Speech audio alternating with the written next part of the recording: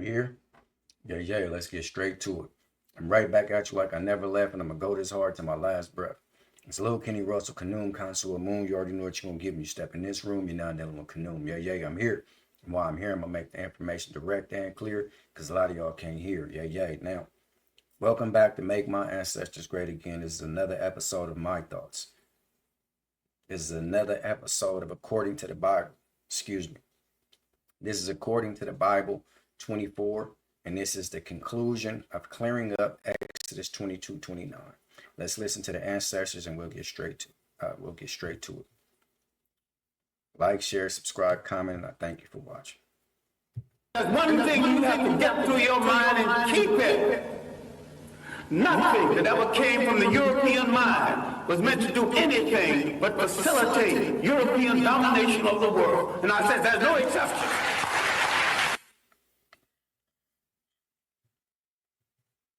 That was the great ancestor, Dr. John Henry Clarke.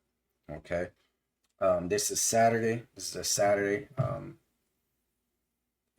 Saturday special, if you will. I don't record on the weekends, but I didn't conclude Friday because I had a lot of things going on. So today I'm going to give you the conclusion or the wrap up of the weekly. I basically did a base topic for the week from Monday to Friday, but today is Saturday. I'm going to conclude it today of clearing up Exodus 22:29, because from the outset, when I put that out, people was taken back and they said the Lord did not ask for child sacrifice. So they went to Google, and Google told you a lot of misinformation that was for consecration rituals. It wasn't for a child sacrifice. And they sent you to Exodus 34:19. We cleared that up. Exodus 34:19 says you must buy back your firstborn sons. But if you're unable to buy them back, the son becomes the original offering or sacrifice, and it's its original package, which is a child sacrifice. Simple as that. You don't have to cut it and try to fix it up you can if you want to, but I'm reading cut and dry. I'm not adding anything to it. It's simply cut and dry. The reason why I'm saying that in 34:19 is because it says, if you want your donkey back, say you offer the Lord a donkey, and you say, no, I can get more out of that donkey than I can out of a sheep. To get your donkey back, you would have to put either a goat or a lamb in its place. And if you don't, you have to break the donkey's neck. Okay? This is all in the same contextual manner from Exodus 22:29. So when you go to 34:19, it don't clear it up or lighten or soften the load. It explains to you what must happen after you give all those things that you owe to the Lord, which is your firstborn child, your first ripe fruits, your first liquor, everything. If you don't have nothing to put in this place, it said no one should show up to me empty-handed. Okay, I showed you that the Lord been asking for child sacrifice since the first book of the Bible. Excuse me, that's Exodus, when the Lord told Abraham to sacrifice his firstborn son Isaac, and he was willing to do it.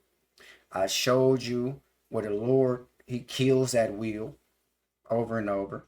I showed you that Elijah, a pupil named Elisha, he turned and cursed the kids that was mocking him, calling him bald head. And the Lord made this happen, 2 she-bears to come out and kill 42 children who was mocking Elisha. So the Lord, he'd kill anytime. I showed you that the Lord killed all the firstborn in Egypt, from the Pharaoh to the prisoner. All the firstborn animals, all they firstborn children. What did the animals have to do with it? Nothing. This is a bloodthirsty, silly-ass, ritualistic God. His name is Yahweh.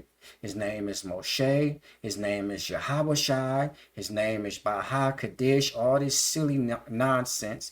His name is Elohim, Jehovah Jireh, all this bullcrap. Jesus the Christ. These are bloodthirsty, silly, killer gods. You hear me? All in one. Now, today I'm going to conclude. And since you think that the Lord, he's not in the business of killing innocent people and he don't ask for death, let's clear that up again. And I'm going to, this is my conclusion. I'm going to share some scriptures with you as I always do. I'm not changing them to the way I interpret them. I read it and I leave it the way it is in its context and the way I found them. Okay, now the scripture I'm sharing with you today is 1 Samuel 15. This is the New American Standard Bible. Okay, this is when the Lord told the Israelites, they were coming out of Egypt, and I guess Amalek, the king of the Amalekites, okay, attacked them when they came out of Egypt. Okay, now that's understandable. The Lord want to get some payback, so you got to understand the Lord is nothing but a man. Because if you were some higher power in the Lord, you work in higher power principles. Why didn't the Lord stop this from ever happening? You see, this is man-like behavior. Oh, he attacked us when we came out of Egypt, so we're going to get some payback. So what's explaining here is when the Lord told all the Israelites to go kill the whole nation of Amalek. Okay, my point here is, why didn't the Lord just take care of the people who attacked the Israelites, the whole entire army? You hear me? Or kill the king of Amalek, which is Amalek, or stop this from ever happening. This is the Lord. He can deal in Lord-like principles. Just stop it from happening. Okay, these are his chosen people escaping bondage and things of that nature. No one should be able to interfere with this because they're covered by God, if you're thinking. Now let's look at this. Okay, it says, now go and strike Amalek and utterly destroy all that he has, and do not spare him, but put to death both man and woman, child and infant, ox and sheep, camel and donkey. So this is the Lord telling the Israelites, go kill every goddamn person that the Amalekites have. I want the whole nation dead. Spare nothing. Women, children, infant, donkey, sheep, anything you can find. I want their ass dead. This sounds like a mob boss or some old carrying on. Let's continue. This is a bloodthirsty, silly God.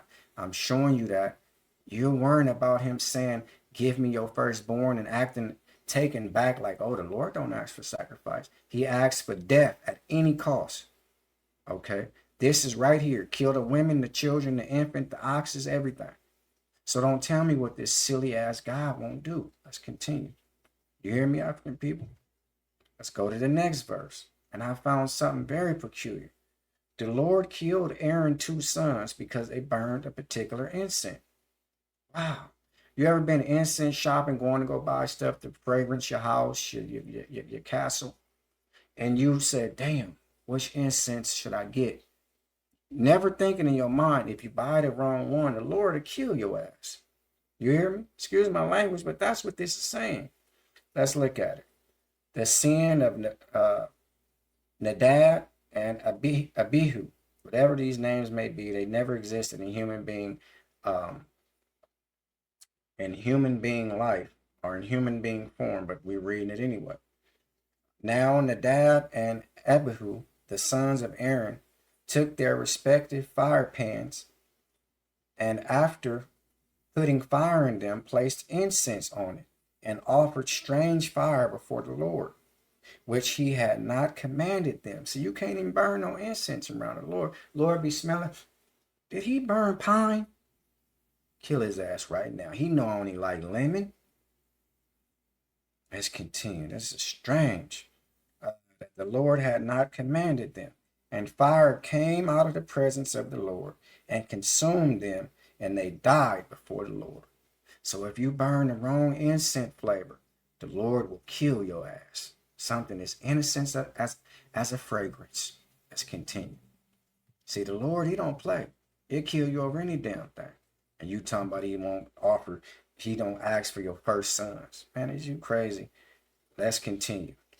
Numbers 16:34.